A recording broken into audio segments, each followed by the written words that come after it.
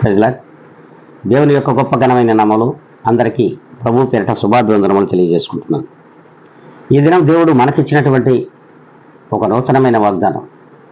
అది కీర్తనల గ్రంథము 40వ అధ్యాయము 4వ లేఖనం. యెహోవాను నమ్ముకునేవాడు ధన్యుడు. దేవుడు తన వాగ్దానమును మనందరికీ ఇచ్చి ఉండగా ఆ వాగ్దానము చేత నిన్ను నన్ను నడిపించాలని ఆయన ఆశ కలిగినటువంటి దేవుడు. కనుకనే ఆ దేవుణ్ణి ఎవరైతే నమ్ముకుంటారో, ఎవరైతే ఆయనను అంగీకరించి ఆయనను మన జీవితంలోనికి, మన బ్రతుకులలోనికి రమ్మని ఎవరైతే ప్రార్థన చేస్తారో, అంత నమ్మకము కలిగి అంత విశ్వాసము కలిగిన బిడ్డలను దేవుడు ఎప్పుడు కూడా ధన్యకరమైన జీవితంలోనికి నడిపిస్తాడు. అలాంటి ధన్యత నీకు మనకు ఉందో ఒక్కసారి ఆలోచించండి. అలాంటి ధన్యకరమైన జీవితాలు ఇప్పటి వరకు మనకు ఉన్నాయా అంటే లేవనే చెప్పాలి.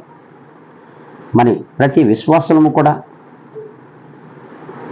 మరి దేవుని నమ్మిన ప్రతి బిడ్డ కూడా, మరి ఆ దేవునికి ఎంతవరకు మనం మరి విశ్వాసంగాను నమ్మకంగాను ఆయనను ఒప్పుకొని ఆయన ఎందుకు జీవిస్తున్నామో ఒక్కసారి ఆలోచించండి. మరి ఆయన నమ్ముకుంటే నిశ్చయముగా ఆయనను నమ్మిన ఎడల వారు ధన్యులే. అలాంటి ధన్యకరమైన జీవితాన్ని నీకును మనకును దయచేయడానికి ఆయన సిద్ధంగా ఉన్నాడు. మనం నమ్ముకుంటున్నామా అంటే మనం దేవుణ్ణి నమ్ముకుంటున్నాం. ప్రతి విశ్వాసి కూడా దేవుని నమ్ముకున్నాం అంటున్నాయే. ఆ నమ్ముకున్నటువంటి ఆ దేవుణ్ణి మనం అమ్ముకుంటున్నాం కనుక దేవుని యొక్క కృప మన మీద ఉండదు. మరి అలాంటి ధన్యకరమైన జీవితం కూడా మనలో ఉండవు.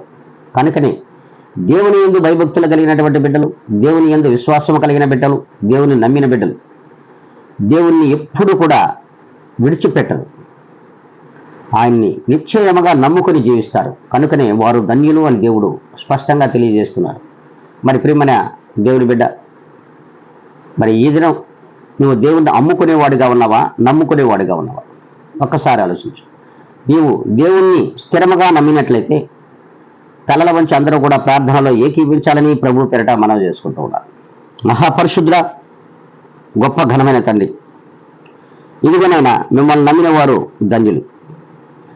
మీ అందు విశ్వాసం ఉంచి నమ్మకం ఉంచి మీ రక్షణను పొందినటువంటి ప్రతి బిడ్డ కూడా ఈ లోకంలో ధన్యుడే.